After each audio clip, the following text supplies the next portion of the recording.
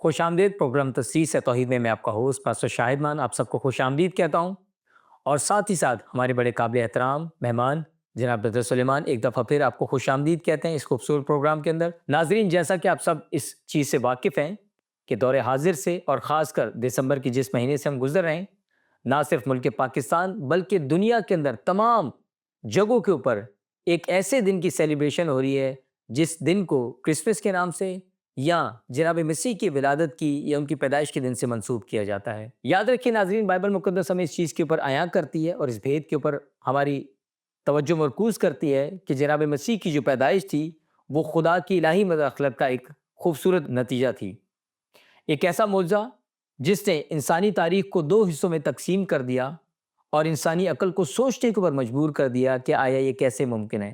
یہ قدرت کا قانون ہے کہ جب تک ایک مرد اور ایک عورت رشتہ ازدواج میں نہیں بنتے تب تک ایک نئی انسانی زندگی اس دنیا کے اندر نہیں آتی۔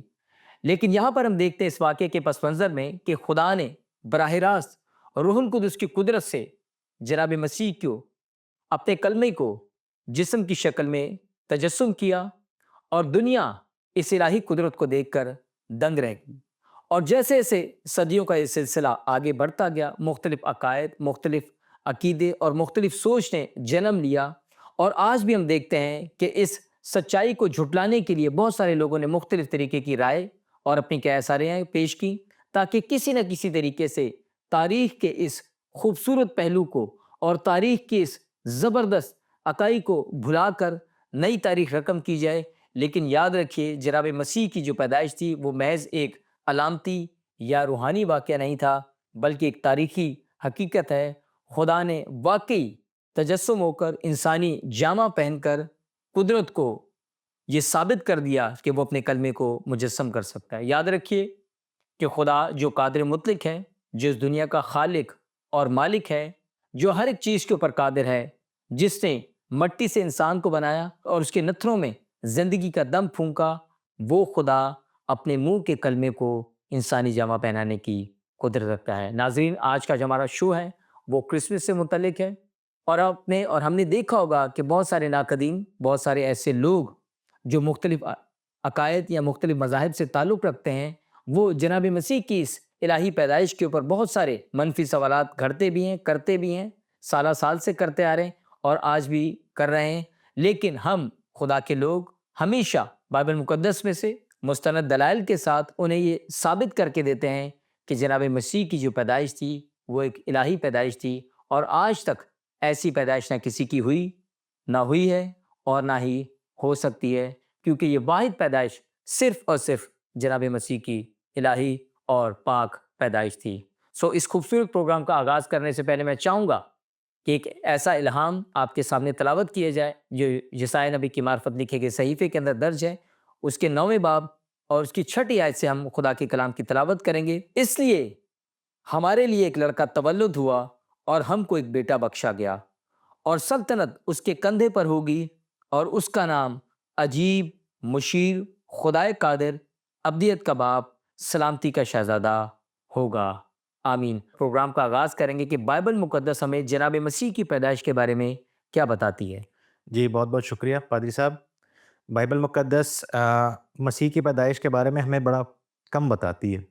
جو اناجیل ہیں، اناجیل اربع، چاروں اناجیلی بیان جو ہیں، ان میں صرف 2 ابواب ہیں، متی رسول کی انجیل کا پہلا باب اور لوکا رسول کی انجیل کا دوسرا باب، جو ہمیں مسیح کی پیدائش کے بارے میں بتاتا ہے کہ وہ پیدائش یروشلم شہر میں ہوئی آج سے 2000 سال پہلے۔ اس وقت رومی حکومت قائم تھی یروشلم کے اندر بھی اور دیگر دنیا کے اندر بھی۔ تو یہ سیاسی ایک پس منظر تھا کہ یہودی لوگ اپنے ہی ملک کے اندر ایک طرح سے جلا وطن یا غلام تھے، ان کے ماتحت رہتے تھے رومیوں کے، لیکن اس زمانے کے اندر مسیح یسوع کی پیدائش ہوئی۔ اس پیدائش کے بارے میں بائبل ہمیں یہ بھی سکھاتی ہے، جیسے آپ نے ابتدا میں ذکر کیا، کہ یہ کنواری سے پیدائش ہوئی تھی، یعنی معجزے سے۔ لیکن اس سے بھی زیادہ جس طرف بائبل مقدس ہماری توجہ مرکوز کرتی ہے وہ یہ ہے کہ یہ وعدوں کی تکمیل ہے، اور خدا نے جو وعدے بنی اسرائیل قوم سے کیے تھے ان کی اسیری کے دنوں میں، کہ ایک بیٹا پیدا ہوگا، اور جب وہ پیدا ہوگا تو تب تم کہو گے کہ خداوند ہمارے ساتھ ہے، یعنی کہ ایمینویل۔ تو یہ اس پیشن گوئی اور دیگر پیشن گوئیوں کی تکمیل کے طور پر خداوند یسوع مسیح کی پیدائش کو متی رسول نے بھی اور لوکا نے بھی پیش کیا ہے۔ جیسا میں نے کہا کہ زیادہ نہیں اس کی تفصیل ہمیں دی گئی مسیح کی پیدائش یا اس کے بچپن اور لڑکپن کے بارے میں۔ پورے نئے عہد نامے میں 2 سے 3 ابواب بھی ہیں جس کے اندر ہمیں بتایا گیا ہے اور اس پہ زیادہ زور نہیں دیا گیا۔ اناجیل کا اور پوری بائبل کا جس واقعے پر زور ہے وہ ہے مسیح کی مصلوبیت، تو اس لیے پیدائش کو اتنا زیادہ اہمیت نہیں دی گئی، لیکن بہرحال وہ ایک بنیادی حصہ ہے ہماری بائبل کا بھی، ہمارے مسیحی ایمان کا بھی، ہمارے مسیحی عقیدے کا بھی، اور عام مسیحی جو ہماری پریکٹس ہے چرچ کے اندر۔ جیسا آپ نے کہا کہ کرسمس کا سیزن ہے، تو ہماری عبادات بھی اسی سے منسوب ہے کہ مسیح پیدا ہوا ہے اور مسیح جو ہے وہ دنیا کے لیے نجات بن کر آیا ہے۔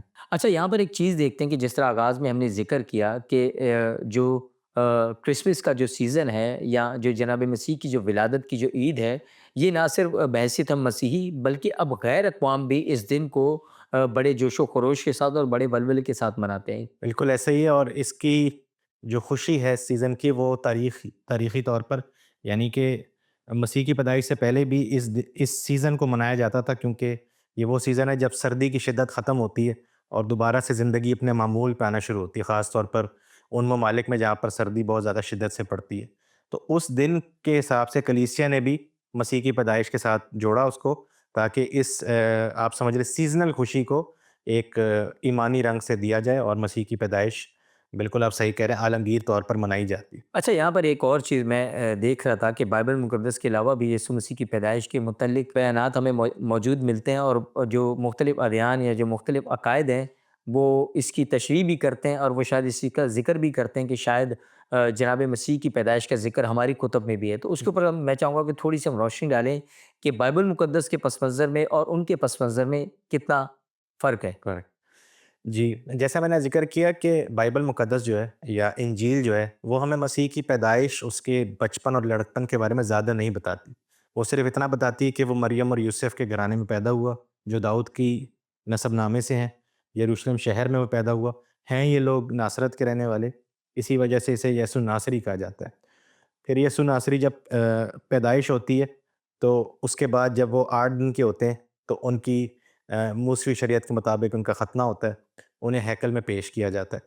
پھر اس کے بعد جب وہ لڑکپن ہوتا ہے ان کا، جب ان کی عمر 12 برس یا 13 برس کی ہوتی ہے، تو پھر ایک دفعہ ہم پڑھتے ہیں لوکا کی انجیل میں دوسرے باب کے اندر ہی کہ وہ پھر سے ہیکل میں جاتے ہیں اور بزرگوں کے سامنے پیش ہوتے ہیں، اور اس کے بعد فوراً سے ہی لوکا کی انجیل مسیح جب 30 سال کے ہو جاتے ہیں اور اپنی خدمت کا آغاز کرتے ہیں تو پھر وہاں پر چلی جاتی ہے۔ تو جو مرکز کی انجیل اور یوحنا کی اناجیل ہیں وہ ڈائریکٹ مسیح کی خدمت سے آغاز کرتے ہیں، وہ اس کے بچپن کا ذکر ہی نہیں کرتے۔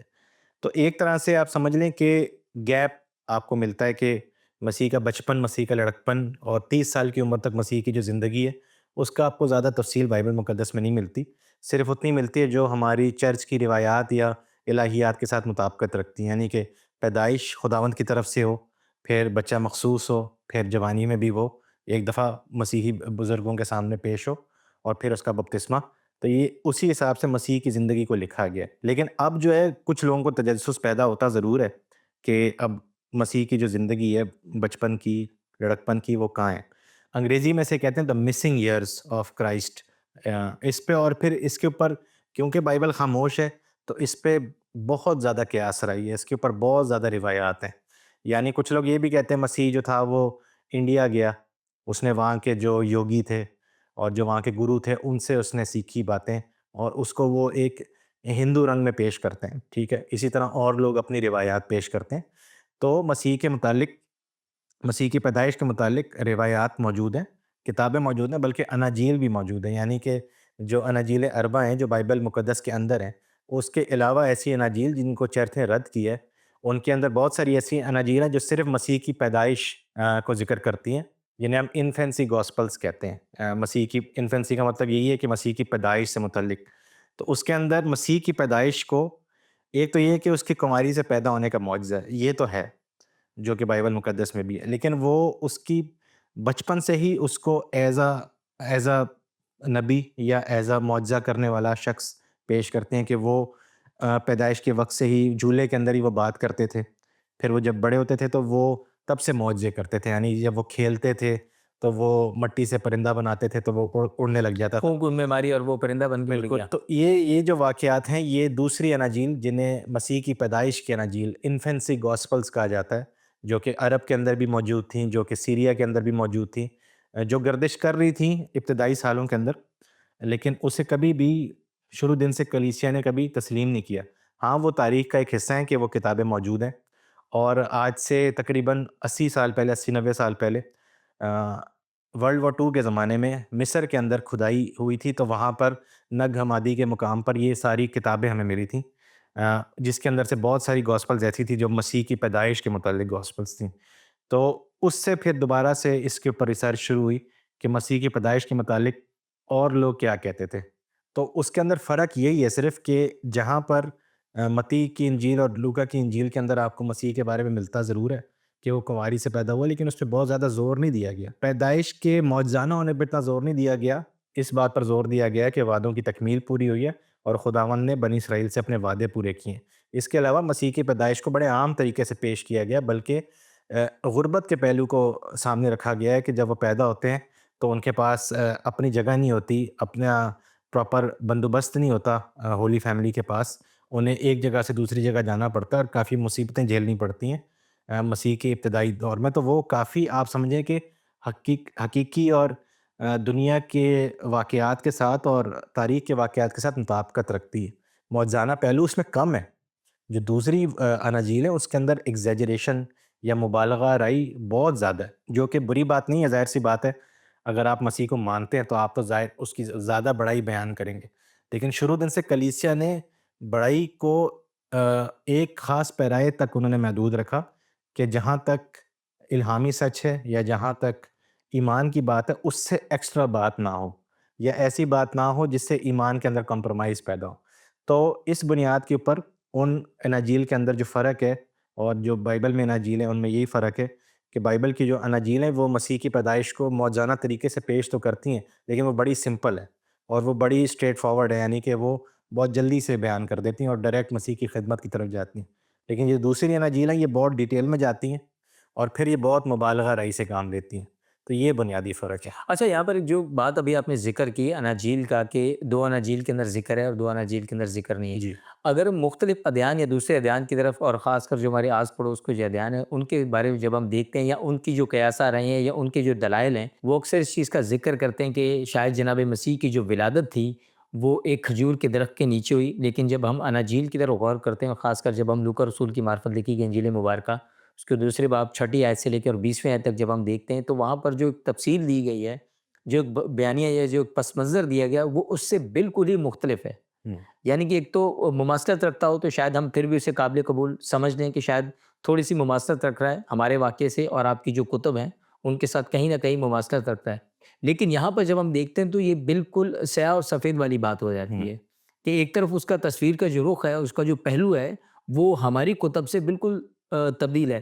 تو یہاں پر میں دیکھنا چاہتا ہوں کہ ایسے متبادل بیانے کا ذکر کہیں اور ملتا ہے ہمیں؟ جیسے انفنسی گاسپل آف تھامس ہے، یوانگیلیون پائیدیون، یعنی کہ مسیح کی بچپن کی انجیل، ایک انفنسی گاسپل وہ توما کے نام سے ہے، پھر ایک اور ہے وہ عرب کی انفنسی گاسپل ہے۔ تو یہ 2-3 گاسپلز ایسی ہیں جن میں مسیح کی پیدائش کا ذکر ہے۔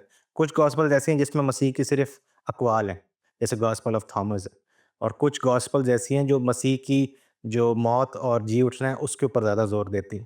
تو یہ جو انفنسی گاسپلز ہیں نا، یہاں پر آپ کو ذکر ملتا ہے ان باتوں کا جن کی طرف آپ اشارہ کر رہے ہیں کہ جو لوکا اور متی نے جو بیان کیا ہے مسیح کی پیدائش اس سے فرق۔ اچھا، یہاں پر یہ مسئلہ بھی نہیں کہ مماثلت رکھے یا فرق ہو، ایون جو بائبل کے اندر دونوں مسیح کی پیدائش کی کہانیاں وہ آپس میں فرق ہیں، کیونکہ مسیح کی پیدائش جو متی کی ہے وہ یہودی پس منظر کے طور پر ہے، اور وہ مسیح کو پیش کرتا ہے بطور یہودی مسیحا جس کی غیر اقوام بھی جس کی آ کے تابعداری کرتی تابع ہیں، داری کر اور پھر اس کو دکھایا کہ وہ یروشلم میں ہی داؤد کے گھرانے کے نسبت سے وہ پیدا ہوتا ہے۔ لیکن جو لوکا ہے وہ اس کو بین الاقوامی پس منظر میں پیش کرتا ہے کہ ایک دنیا میں ایک مردم شماری ہو رہی ہے، وہ حاکموں کے نام لیتا ہے اور وہ پھر غربت مسیح کی ظاہر کرتا ہے، تو مسیح کی عالمگیریت اور مسیح کو تمام دنیا کا نجات دہندہ وہ پیش کرتا ہے، اور وہ کہانیاں بھی آپس میں ایسا میچ نہیں کرتی۔ وہ تو ہم اس کو پڑھتے اس طریقے سے ہیں کہ ہم ایک بیانیہ بناتے ہیں، لیکن جب آپ ان کو الگ الگ پڑھتے ہیں تو وہ الگ الگ بیانیے ہی ہیں، کیونکہ ان کا جو الہیاتی سبق ہے یا جو جس طرف انجیل لکھنے والا اشارہ کر رہا ہے وہ دونوں چیزیں فرق ہیں. تو اسی طرح جو یہ والے بھی ہیں یہ بھی فرق طریقے سے اشارہ کر رہے ہیں. ہمیں تاریخیت سے یا اس سے مسئلہ نہیں ہے کہ انہوں نے سیکوینس کیا بنایا مسیح کی پیدائش کا, یا مسیح کی پیدائش کی بابت انہوں نے واقعہ کیا درج کیا ہے.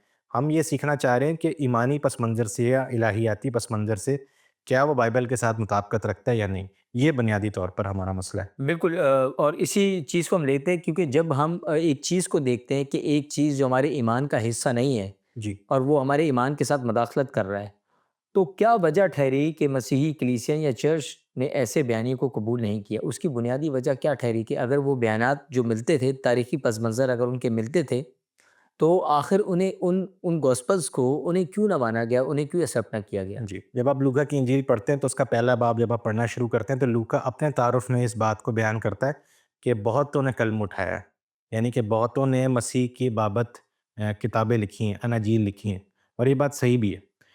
کچھ لوگ کہتے ہیں کہ تقریباً 80 یا 83 اناجیل ہیں جن کا آپ کو تاریخ میں ذکر ملتا ہے, اور جو ان میں سے کچھ جو ہیں وہ آج تک موجود ہیں دنیا کی مختلف لائبریریز یا میوزیمز کے اندر. اس میں سے صرف 4 کو جو ہے کلیسیا نے چنا اور یا ان کو تسلیم کیا کہ یہی الہامی اناجیل ہے جو جو ہمیں مستند ہیں, جو خداوند یسوع مسیح کے بارے میں ہمیں درست تعلیمات دیتی ہیں. تو اس کے پیچھے وجہ کیا تھی؟ اسے انگریزی میں کہتے ہیں کینن, یعنی کہ بائبل کی فہرست, جو کہ اوتھینٹک یا مستند کتابوں کی جو فہرست ہے اسے کینن کہا جاتا ہے, جس سے اردو کا لفظ ہمارا قانون ملتا جلتا ہے. یعنی ایمان کا قانون کیا ہے, ایمان کی ہماری حد بندی کیا ہے, یا ہمارے ایمان کے اصول کیا ہیں. تو وہ جب بائبل مقدس کی اس فہرست کو مرتب کیا جا رہا تھا بزرگوں نے, تو وہ 3 چیزوں کو دیکھتے تھے. وہ پہلے دیکھتے تھے کہ لکھی کس نے ہے, پھر اس کے ساتھ وہ دیکھتے تھے کہ اس کی جو الہیات ہیں کیا وہ ہمیں جو ہماری کلیسیا کی الہیات ہیں اس سے ملتی جلتی ہے یا نہیں, اور تیسری چیز وہ یہ دیکھتے تھے کہ کیا یہ جو کتاب ہے یہ کیا مختلف چرچز میں پڑھی جا رہی ہے یا نہیں پڑھی جا رہی. یعنی شروع دور سے ہی مسیحیت جو تھی وہ بہت تیزی سے پھیلی, تو مختلف کلیسیاؤں میں مختلف جگہوں پہ کیا یہ اناجیل یا یہ کتاب پڑھی جا رہی ہے یا نہیں جا رہی. جو کتاب ان تینوں کے اوپر پوری اترتی ہے تو پھر اس سے سمجھا جاتا ہے کہ یہ مستند کتاب ہے. ٹھیک ہے, تو اس میں یہ ضرور ایک رول ضرور ہے کہ اس کو لکھا کس نے, لیکن یہ بھی اتنا بڑا رول نہیں ہے جتنا بڑا رول یہ ہے کہ کیا خدا کے لوگوں نے اسے تسلیم کیا ہے, پڑھی جا رہی ہے کلیسیا کے اندر, اور کیا اس کی تعلیمات جو ہیں وہ چرچ کی تعلیمات سے میچ کر رہی ہیں یا نہیں. اب یہ حیرت انگیز بات یہ ہے کہ جتنی بھی اناجیل رد کی گئیں ان پہ سب پہ بڑے مستند نام ہیں. جیسے یہ جو مسیح کی پیدائش کی انجیل ہے اس کے توما کے نام سے, توما بھی وہ تھے رسول تھے. رسول تھے. پھر مسیح کی جی اٹھنے کی ایک انجیل ہے جسے گاسپل آف پیٹر کہتے ہیں پطرس کے نام سے, وہ بھی رد کی. گاسپل آف میری, مریم کی انجیل, وہ بھی چرچ نے رد کی کیونکہ ان کے لیے نام اتنے ضروری نہیں تھے. اور دوسری طرف آپ دیکھیں مرکس اور لوکا کون ہے, یہ تو تھے ہی نہیں کوئی, یہ تو شاگردوں کے شاگرد ہیں. یعنی لوکا جو تھے وہ پولوس کے شاگرد تھے, مرکز جو تھے وہ پطرس کے شاگرد تھے.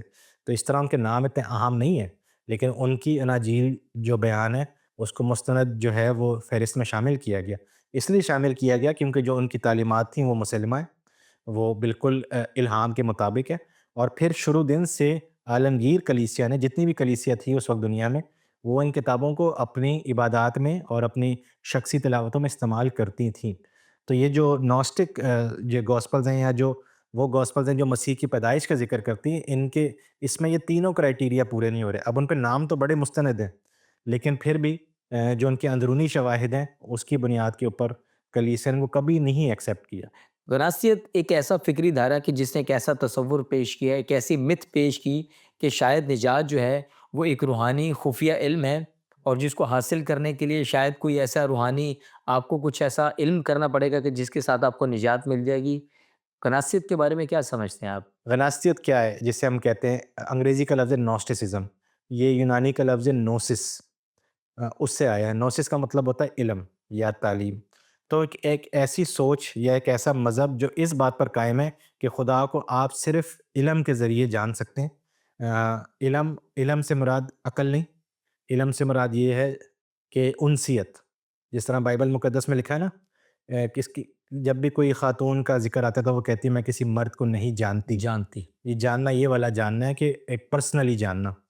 تو خدا کے ساتھ انسیت کی بات ہے, جس طرح صوفیہ کرام جس طرح بات کرتے ہیں نا کہ خدا کے ساتھ ایک ہو جانا، یہ اس طرح کی بات ذاتی ربط قائم ہونا. ذاتی رب قائم ہونا. تو وہ جو سیکرٹ نالج ہے یعنی خفیہ علم جو ہے، وہ خفیہ علم یہی ہے کہ خدا کے ساتھ آپ کا ربط قائم ہو جائے. تو یہ ایک طرح کا ایک روحانی سلسلہ ہے.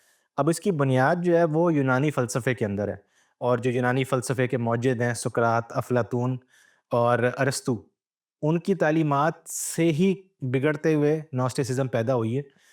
نوسٹسزم جو ہے، کچھ علماء یہ بھی کہتے ہیں کہ مسیحیت سے پہلے بھی موجود تھی، جیسے میں نے کہا کہ اس کی جو بنیاد ہے وہ یونانی فلسفے کے اندر ہے. لیکن جب مسیحیت آئی تو پھر اس نے ایک مسیحی رنگ لے لیا. ٹھیک ہے، تو اس مسیحی رنگ کے اندر پھر دو دھارے بن گئے. یعنی کہ ایک مسیحیت وہ ہے جسے ہم آرتھوڈاکس مسیحیت کہتے ہیں، راسخ الاعتقاد، جو شروع دن سے مسیح کی تعلیم پر چل رہے ہیں. لیکن ایک دوسری دھارا یہ ہے نوسٹک کرسچینٹی، کہ جو شروع دن سے ہی غناصتیت کی تعلیم کو مسیحی تعلیم کے ساتھ مکس کر کر وہ پیش کرتے ہیں. ٹھیک ہے، اب غناصتیت کی تعلیم ہے کیا؟ غناصتیت کی تعلیم یہ ہے، ایک تو یہ میں نے آپ کو بتایا کہ علم کے ذریعے، دوسری بات یہ ہے کہ وہ جس طرح ارسطو یا افلاطون تھے، ان کی جو فلسفہ تھا اس میں مائنڈ کا وہ بڑا ذکر کرتے ہیں کہ جو مائنڈ ہے، انسانی مائنڈ، یا جو خدا کو بھی وہ ایک مائنڈ کے طور پر پیش کرتے ہیں، تو وہ ایک حقیقت ہے.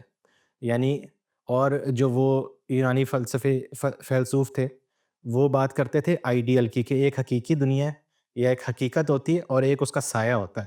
تو وہ کہتے ہیں دنیا حقیقی ہے اور جو ہماری دنیا ہے وہ اس کا سایہ ہے. جو اس دنیا میں ہوتا ہے وہ ایک سایہ ہے، وہ امپرفیکٹ ہے. تو اس سے یہ بھی نوسٹسزم کے اندر یہ بھی بات سامنے آئی کہ جو مادہ ہے، میٹر جو ہے، ہمارا انسانی جسم جو ہے، یہ دنیا جو ہے، یہ فانی ہے، یہ غلط ہے، یہ ایک فریب ہے، اور یہ ایک طرح سے ناپاک ہے. اور نجات جو ہے وہ صرف روح کی ہے. تو جب آپ اس پنجرے سے یہ فلاسفرز کہتے تھے کہ جسم جو ہے نا یہ روح کا پنجرہ ہے یا روح کی جیل ہے. تو جب یہ روح اس جسم سے آزاد ہوتی ہے، حقیقی نجات ہی ہے. تو اس سے پھر یہ بھی مسئلہ پیدا ہوتا ہے کہ جسم کا انکار، جسمانیت کا انکار، اور زیادہ روحانیت کے اوپر یا زیادہ روح کے اوپر یا مائنڈ کے اوپر زیادہ زور. ٹھیک ہے، تو اس لیے بھی پھر کرسچن نوسٹسزم میں یہ مسئلے پیدا ہوتے ہیں کہ مسیح کی پھر جسمانیت کا انکار کیا جائے، مسیح کی جو انسانی پہلو تھا. کیونکہ آرتھوڈاکس کرسچینٹی یہ مانتی ہے کہ مسیح حقیقی خدا اور حقیقی انسان ہے. ہم دونوں چیزوں کو لے کر چلتے ہیں. غناصتیت جو ہے وہ مسیح کے انسان ہونے کو بہت زیادہ رد کرتی ہے، کیونکہ ان کے مطابق مادہ جو ہے وہ غلط ہے، ناپاک ہے. ناپاک. روح جو ہے وہ، روح کی دنیا جو ہے یا جو من کی دنیا ہے وہ حقیقی دنیا ہے. ٹھیک ہے، تو اس میں مسیح کے جسم کا انکار ہے. جہاں جسم کا انکار شروع ہوتا ہے نا، پھر وہاں پر ایگزیجریشن شروع ہو جاتی ہے. یعنی پھر معجزانہ جو باتیں ہوتی ہیں اس پہ پھر بہت زیادہ زور پڑ جاتا ہے. بائبل کے اندر بیلنس موجود ہے. مسیح معجزے کرتا ہے لیکن وہ اتنے نہیں کرتا. اگر آپ گنتی کریں تو مسیح کے معجزے بہت کم ہیں، لیکن اس کی عام جو زندگی ہے، جو اس کا لوگوں سے ملنا ہے، جو اس کی بات چیت ہے، جو اس کا سونا ہے، کھانا پینا ہے، غم کرنا ہے، خوشی کرنا ہے، پارٹی کرنا ہے، سوگ کرنا ہے، یہ ساری چیزیں بھی ساتھ میں موجود ہیں. کیونکہ مسیح ایک انسان بھی تھا، خدا تھا مجسم اور انسان بھی تھا. غناصتیت جو ہے نا وہ پھر اس پہلو کو یا مسخ کرتی ہے یا مکمل طور پر رد کر دیتی ہے. تو وہاں پر پھر دو مسئلے پیدا ہوتے ہیں. ایک مسئلہ یہ ہوتا ہے کہ پہلی مسیح کی پیدائش کو لے کر بھی پھر اس طرح کی مبالغہ رائی پیدا ہوتی ہے کہ وہ شاید انسان سے بھی کوئی بالا تر چیز ہے، تو وہ جھولے کے اندر ہی جو ہے وہ معجزے بھی کر رہا ہے، وہ باتیں بھی کر رہا ہے. اور دوسری طرف پھر اس کے جب جسم کا انکار ہوتا ہے تو پھر اس کی موت کا بھی انکار ہوتا ہے، صلیبی موت کا. ٹھیک ہے، پھر اس کو بھی سمجھا جاتا ہے کہ اچھا یہ تو ایک فریب ہے، کیونکہ مسیح کا بھی حقیقی تھا ہی نہیں انسان، تو اس کی موت بھی ایک فریب ہے. تو غناصتیت جو ہے نا، یہ جو بدعت تھی جو کہ آج بھی دنیا میں موجود ہے، کلیسیا کے اندر نہیں ہے لیکن نوسٹکس جو ہے اگر آپ انٹرنیٹ پہ سرچ کریں تو آپ کو مل جائیں گے، آج بھی موجود ہیں، اس زمانے میں بھی تھے. اسی لیے ابتدائی کلیسیا نے ان کا ہمیشہ رد کیا. اور جو مسیح کے بارے میں خاص طور پہ یوحنا کی انجیل آپ پڑھیں گے تو وہ غناصتیت کے رد میں لکھی گئی، کیونکہ اس میں بار بار مسیح کے جسم کا جو ہے وہ بہت زیادہ ذکر ہے. اور اس بڑا بات تفصیلی اس کا تذکرہ وہاں پر. تذکرہ ہے کہ وہ کھاتا ہے، وہ سوتا ہے، جب وہ مر کے جی بھی اٹھتا ہے تو زخم کے نشان اس کے ہاتھ پر، اس کی کمر پر موجود ہوتے ہیں. اور وہ اپنے شاگردوں کو، توما کو بھی دکھاتا ہے، کیونکہ توما جو ہے، توما نوسٹک لوگوں کا ایک فیوریٹ کریکٹر ہے. ٹھیک ہے، تو جو نوسٹک گاسپلز ہیں نا وہ توما سے بڑی منسوب ہیں. تو یوحنا کی انجیل میں توما کو دکھایا، مسیح اپنا جسم دکھاتا ہے کہ دیکھو، ہاتھ لگا کے مجھے دیکھو، مجھے ٹچ کرو، میرا جسم کو دیکھو. تو جسم، مسیح کا جسم اور مسیح کی الوہیت، آرتھوڈاکس کرسچینٹی ان دونوں کو لے کر چلتی ہے. لیکن نوسٹسزم جو ہے نا، جو بائبل کے اندرونی دلائل سے بھی آپ کو پتہ لگتا ہے کہ ایسے مسیحی تھے جو مسیح کی پیدائش کا بھی انکار کرتے تھے اور مسیح کی موت کا بھی انکار کرتے تھے، صلیبی موت کا. یہ وہ نوسٹکس تھے جن کو تاریخی طور پر ہم نوسٹکس کہتے ہیں. بائبل میں نوسٹسزم کا لفظ نہیں ہے، لیکن تاریخی طور پر ہم ان لوگوں کو جو رد کرتے تھے ان باتوں کا، انہیں ہم نوسٹکس کہتے ہیں. اور پھر یوحنا اپنے خط میں بھی لکھتا ہے کہ وہ مخالف مسیح ہے جو اس بات کا انکار کرتا ہے کہ مسیح جو ہے وہ خدا کی طرف سے آیا. بے شک. بڑا خوبصورت موضوع چل رہا ہے، لیکن وقت کی کمی کے باعث ایک آخری سوال میں آپ سے کرنا چاہوں گا کہ چرچ کے پاس رد وناسیت کی کیا وجوہات تھی، اور یہ کیوں منطقی یا تھیولوجیکل طور پر قابل قبول ہوئی؟ اس کی اصل وجوہات کیا، میں چاہوں گا اس کا تفصیلی آپ جواب دیں. نئے عہد نامے کی اناجیل جو ہیں وہ خدا کے الہام سے لکھی گئی ہیں. وہ خدا کے بیٹے کے بارے میں، اور کیونکہ وہ خدا کے بیٹے کے بارے میں وہ معجزوں سے بھری ہوئی ہیں، لیکن ان کے اندر ایک حقیقت پسندی آپ کو ضرور نظر آئے گی جو نیچرل ہے، کیونکہ وہ خدا کا بیٹا انسان تھا، وہ اس دنیا میں چل پھر رہا تھا. یہ جو دوسری اناجیل ہے نا، یہ مسیح کو اس طرح سے پیش کرتی ہیں جیسے وہ جب چلتا تھا تو اس کے پاؤں کے نشان نہیں پڑتے تھے، اس کا سایہ نہیں پڑتا تھا. ٹھیک ہے، بالکل اس کو ایک حالے کی طرح پیش کرتی ہیں. جیسے آج کے زمانے میں ہولوگرام ہوتا ہے نا، کہ بندہ وہاں نہیں ہوتا لیکن آپ اس کا ہولوگرام لگا دیں تو وہ وہاں پر موجود ہو جائے گا جس طرح سے، حالانکہ حقیقت میں وہ نہیں ہے. تو مسیح کی جو بدنی حقیقت ہے نا، اس کا رد کرتی ہے غناصتیت، اور اسی لیے کلیسیا نے پھر غناصتیت کا رد کیا. اور اسی وجہ سے وہ اناجیل جو بے شک مسیح کے بچپن کے بارے میں بتاتی ہیں، جو ہمیں پسند آنی چاہیے، لیکن وہ ہمیں اس لیے رد کیا گیا کیونکہ انہوں نے مسیح کی جسمانیت کا اور اس کی دنیا میں آنے کی جو اصل وجہ تھی اسی مقصد کو مسخ کر دیا. تو چاہے وہ جتنی بھی آپ کو پڑھنے میں اچھی لگی، وہ ہے بدعتی، وہ ہے اصل حقیقت سے آپ کو دور لے جاتی ہیں. تو جو لوگ آج بھی ان باتوں کو مانتے ہیں، ان کو سمجھنا چاہیے کہ یہ باتیں مسیح کی بڑائی بیان نہیں کرتی، بلکہ الٹ ہے بالکل. وہ مسیح کے آنے کے حقیقی مقصد سے آپ کی توجہ مبذول کرا دیتی ہیں. بہت شکریہ برادر سلیمان، آپ کے قیمتی وقت کا، قیمتی آراء کا. ناظرین، ہم نے پوری کوشش کی کہ ایک دفعہ پھر تمام مستند دلائل کے ساتھ بائبل مقدس کے حقائق کو پس منظر کو سامنے رکھتے ہوئے جناب مسیح کی اس خوبصورت پیدائش کے اوپر ہم نے تفصیلاً بات کی، اور وہ مختلف سوالات اور مختلف جو بیانیے جو مختلف ادیان یا مختلف عقائد بائبل مقدس کے بارے میں یا خدا کی الہیت کے بارے میں اور جناب مسیح کی پیدائش کے بارے میں رکھتے ہیں، ہم نے تفصیلاً ان کے اوپر بات کی. ناظرین، کرسمس کا اگر موقع ہو اور اگر اس موقع کے اوپر کیک کٹنگ سرمنی نہ ہو تو یہ غالباً یہ درست نہ ہوگا. میں امید کرتا ہوں کہ اس پروگرام کے وسیلے سے اپنے برکت پائی ہوگی. آپ جہاں کہیں بھی ہمارے اس پروگرام کو دیکھ رہے ہیں، آپ اپنے گھروں میں، اپنی چرچز کے اندر کرسمس کیک کٹ سرمنی کے ساتھ اس خوبصورت سیلیبریشن کو منا سکتے ہیں، اور ہم بھی کوشش کریں گے کہ آج کے اس پروگرام کا اختتام کیک کٹنگ سرمنی کے ساتھ کریں. God bless you all.